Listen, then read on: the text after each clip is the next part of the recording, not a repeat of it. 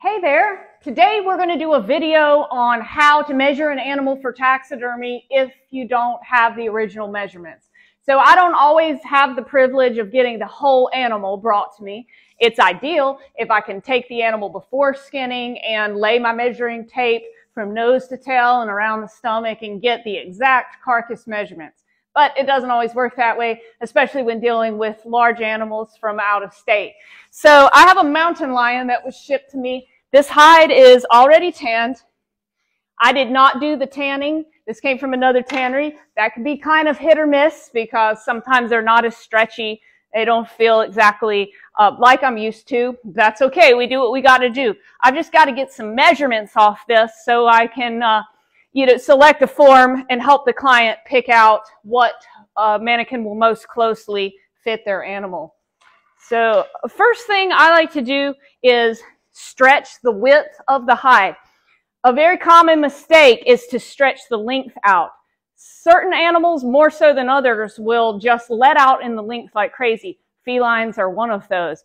And so many people will take their hide and just stretch it out like this. It'll be like, I got a 9-foot mountain lion.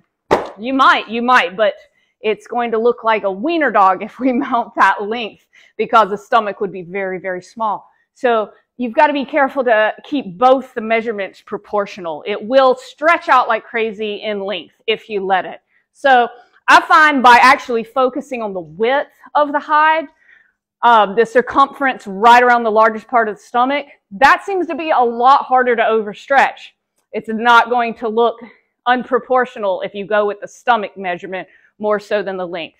It's a surefire way to be a little safer with your measurements.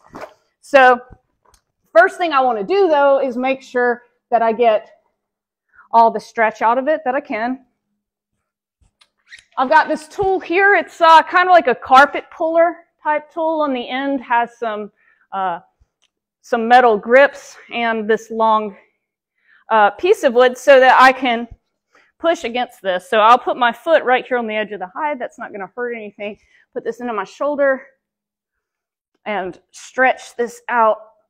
And by being able to place this leverage against the hide, I can really get the width stretched out much more than I could with just my hands. Because, this will work pulling it with your hands, but you'll find you won't get as much stretch out with that. So I'm going to keep going with this tool and see how much width I can get out this hide.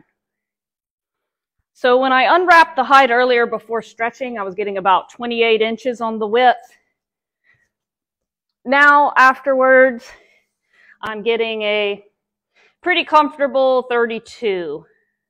We could go maybe 33. I don't want to, I don't want it to be tight in the belly where stitches are pulling. So I'm going to go with 32 for this width measurement.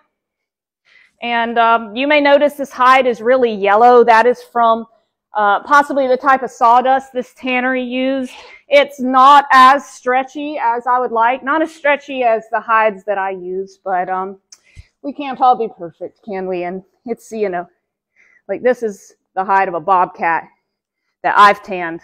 Much whiter and really, really, really stretchy. So when I can, I prefer to tan my own, but this will do. This will do. So we've got our width measurement of 32. Let's move on from here. So when we're looking at a pelt, we have to look at it kind of as a 3D image instead of 2D. Right now it's flat on the floor. I have stretched the girth as much as I can, but you'll notice it still just looks skinny and stretched out. Here we have a form. This is for a leopard, not a mountain lion, but similar structured animal and similar measurements here. And look how nice and bulky that animal looks. It's not overstretched. It is not nearly as long as this. So to get our length measurement, I am going to make some adjustments. I like to envision it as, what would this hide look like if it had muscles from the shoulders inside it, feeling it out and making it more round? It would not be this stretched out. We would be bringing this chest up under to here to connect with the insides of these legs. Everything's going to be stacked in much tighter. It's not going to look like wrinkles once it's mounted. You just have the overall size of that form filling out the circumference. So I like to kind of stack this and lay it until this looks much more appropriate. We'll come down here and also consider the hips, the width of the hips, and the circumference of the legs. And I'll lay this out, even tuck this in to create that leg bend. I just kind of visually want to make this look like a lion, not like I said earlier, a dachshund dog, because that's not what we're working on today. So let's create this shoulder, this tuck. There, it's rough, but it definitely looks proportionally more like the animal we're going to mount now. And when we put it on the form, all these wrinkles are going to be filled out with the volume of the form. It also doesn't hurt to take a neck measurement, which, just like the stomach, I'm going to stretch out. And that's going to be roughly at 18-inch neck on this lion. But now for the length, I can lay my tape on here from the nose down to the tail. And I am getting right at about 50 inches, which, if you look at the McKinsey catalog, so here's our catalog for our lion forms. These are the girth measurements. Let's go down to the ones in the 30, 32 range. You'll see we have 49.5, 50-inch forms. It's going to be perfect. Nothing is going to be without some alterations, but you can see by getting that width measurement correct, pretty much the length just falls into place. Give or take a couple inches, that will alter.